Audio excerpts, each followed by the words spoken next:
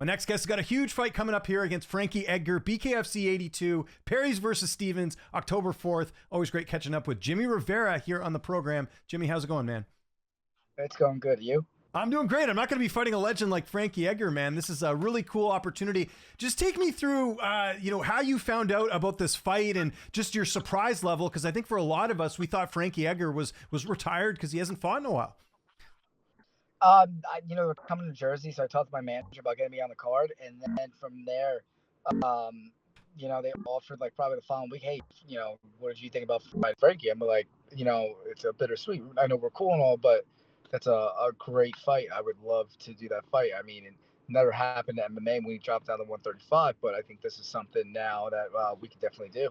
Yeah, no, it's a huge opportunity here, which is great. Now, you guys, correct me if I'm wrong, I know you were at different gyms. Had you and Frankie ever trained before?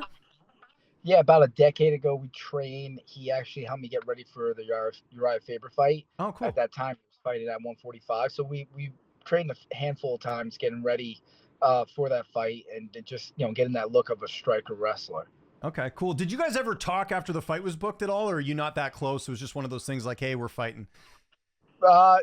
Yeah, we talked a little prior to. I'm like, hey man, I heard you doing BKFC. He's like, yeah, you're gonna have to show me some few pointers and stuff. It's a little different. And then the following week, we're like, oh, I guess he texted me. He's like, I guess you're showing me those pointers in real time. I'm like, yeah, man. I go, I replied back like, listen, it's always an honor. Lots of respect. And then afterwards, I'll get the first round. He's like, I'll get the second and third. I'm like, sounds good. Yeah. And of course, you were supposed to fight in May, I think, against Cameron Else, right? A fellow UFC veteran. I know that fight fell out. Was this sort of the earliest you could fight after that fight didn't pan out?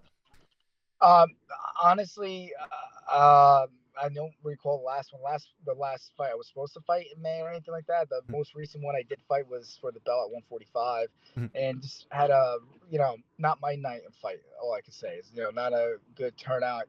And it was also, fighting Kai was, we had planned one thing and he came in a little different. So, a lot of stuff had to do with myself and how I performed. And, he got the win that night. After that, there was kind of like not silence, but like, nothing on the horizon. And I guess they were really working on Jersey and really wanted to bring me back and bring me to Jersey. So I guess that was the main goal of BKFC. I kind of let my manager handle all that and just kind of go with the flow. Yeah, no, absolutely. And sorry, as I'm choking on my own, on my whatever there. Anyways, I'm all good. So, obviously very familiar with Edgar. Stylistically, how you looking at this fight? Obviously a lot different than MMA. It's different. I mean, I've seen Edgar fight plenty of times and train with him. He's a very, good boxer, very good at making angles and stuff like that, moving. So that's why I expect from Frankie. If he stands in the pocket, it makes it a little easier when someone's a moving target. It's obviously not the easiest thing to land punches on. So we'll see what shows up and what's the game plan for him as the fight goes on October 4th. And then obviously kind of basic question here, but the layoff, obviously that's sort of the big thing. He hasn't fought since 2022. Do you believe in cage rust and all that stuff when it comes to fighting? I guess ring rust is applicable here because you guys are in a ring.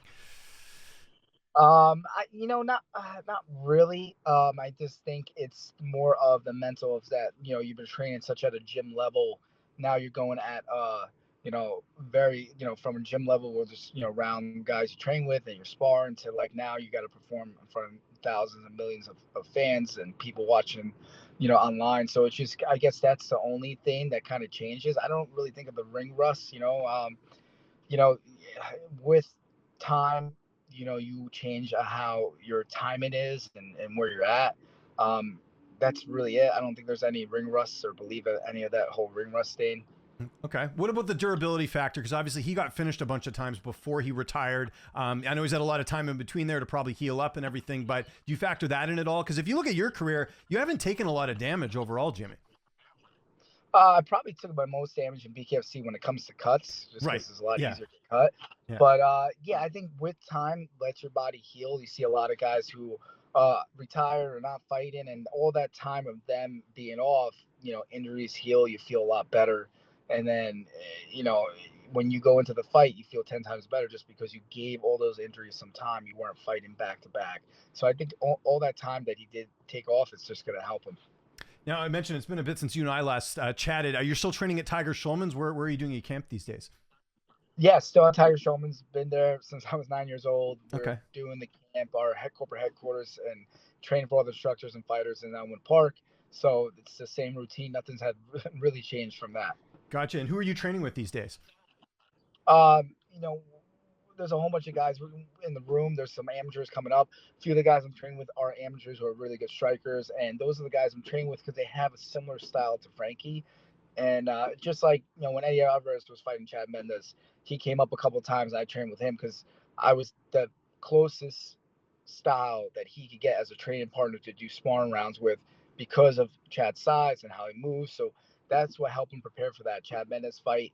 And I think it helped him a lot. Obviously, he had a victory on it, and um, same kind of thing. Just finding guys that are like Frankie that can move like him, and um, this way, I'm ready for if he's moving, not moving, whatever he's gonna come out with. I'm ready for. What about the weight cut? How's that going ahead of this fight? Good, good. We're at instead of 45, I think we're at a catch weight in between 150, 151. Nice. And that's not a problem at all. I mean, we're both professionals. We've made weight plenty of times, so it's just something that has to get done. That's like a check once you make weight Friday, and then everything else is easy peasy. Yeah, and a big difference from 135 when you were in the UFC. Like, how different are your camps now that you don't have to focus as much on the cut? Not that I don't think you had like tough cuts in the UFC either.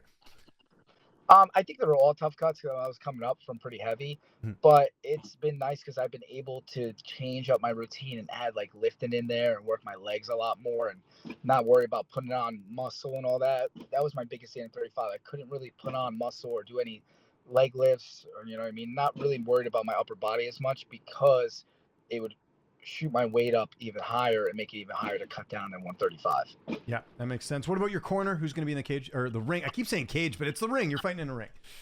Yeah, same quarters like usual. I have Ron Showman, who's a co-founder of Tire Showman's my boxing coach, Ray Velez. Hopefully either my uncle or my good friend, who's also my boss slash chief, Mike Feligno in the corner for the fight. There we go. And how's this fight playing on October 4th? How do you see it going down? Listen, I'm always looking for the win, but if I could get the finish and get out there a lot quicker, that's ideal. If I'm putting him down and getting the win and, paying much respect afterwards. It's no hard feelings before and after. It's part of business. We have a job to do. We got to put on a show for the fans. And at the same time, we beat each other up. We're getting paid for it. So, it's a win-win. Yeah, well said, well said. And we talked about it there. I mean, Frankie Edgar, a huge name. Obviously, this is his debut coming out of retirement. But where would a win put you? Just because this fight is going to get a lot of attention, just because he is Frankie Edgar. I haven't really looked past that, but I mean, a win could put me maybe this win and one more put me back in title contendership and get another chance to make a run for the belt at 145 in BKFC. Okay, there we go. Are you done with MMA, or are you going to just stick with bare knuckle, or do you see yourself, potentially if there was an opportunity that came up, maybe going back to MMA? Well, we had an opportunity with GFL, and then kind of didn't get off the ground started. I don't really know. I would always love to do MMA fight. I guess everything has kind of aligned right. Just like this fight, it just kind of aligned right with the location, the opponent, all that stuff. It just kind of worked out so well. I don't know.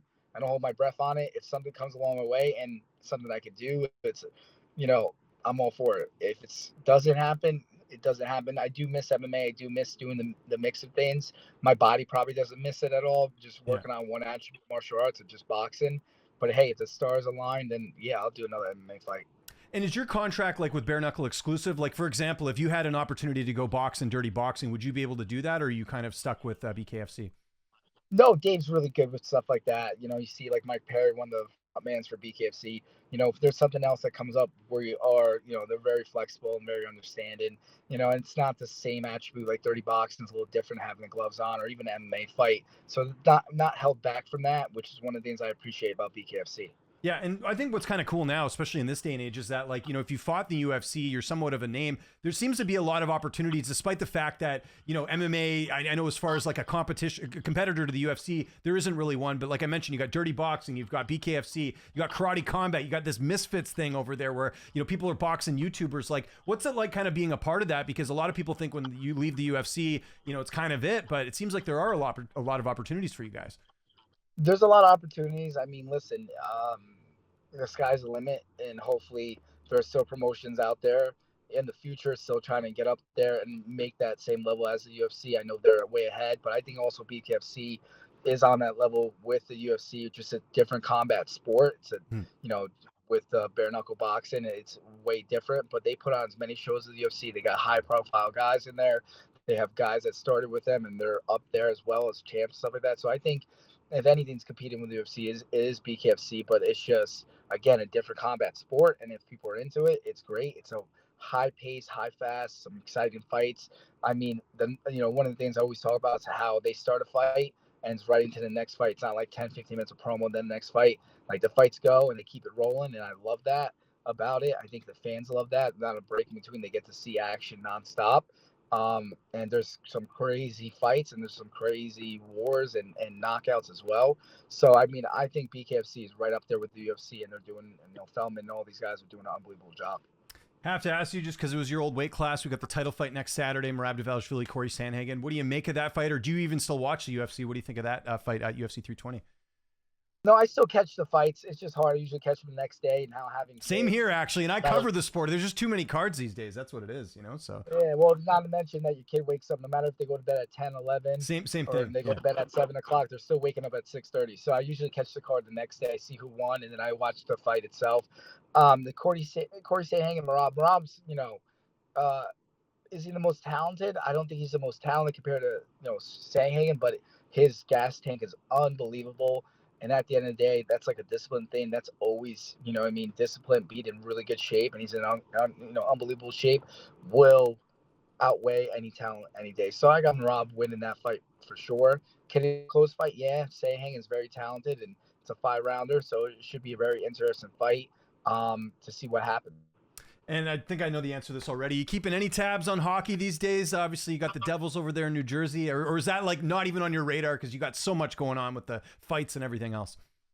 I wish I could keep tabs on more sports, but I have so much going on between the PD, my schools, my school, Tire Showman School in Short Hills, fighting, the roles I have at the police department. It's tough. It was nice though. We did some PR for our fight at the Devils preseason game. Oh, cool. This past Tuesday, so we had a lot of fun. Frankie and I got to go on there with our kids and ride the Zamboni around for one of the intermissions. So we had fun with that. It was a cool experience. It's like one in a lifetime kind of thing. Oh, so cool. We enjoyed that. But besides that, if I catch something, I get it. If not, I mean, a lot of my free time is with the kids and spending time with them before they get too old and they don't want to cuddle me or hug me anymore. Yeah, no, I hear that. I got 2 boys as well. So yeah, that makes sense. Did you get to meet any of the Devils players, or you just got to be there? We got to be there. We did a couple of interviews, a couple giveaways. Unfortunately, we didn't get to meet any players, which would have been really cool. But they're really hospitable. I text one of the guys, Bill, who's part of the PR there, and it was just they really stepped up their game, and everybody, their staff, so friendly. They do such a great job there. As a business owner going to another business, it was so welcoming, and the people were so kind. So the Devils, the stadium, Prudential Center, they're really doing a great job with their workers and guest services, how it's ran. It's just really, really, really good. This is a really good interview, Jimmy. I'm glad to catch up with you, man. It's been a couple of years, but excited for this opportunity for you. If there's anyone you want to thank, any sponsors, any social media you want to mention, I'll give you the last word. I mean, listen, I got to thank, Elmwood Park PD, my chief, letting me do this. Tiger Showman's training, Eat Clean Bro, my PT Edge, my wellness doctor, Dan, all these guys, a lot of people that helped me get me where I'm at right now. And I really appreciate that help. Without them, I don't think I would be as successful as I've been.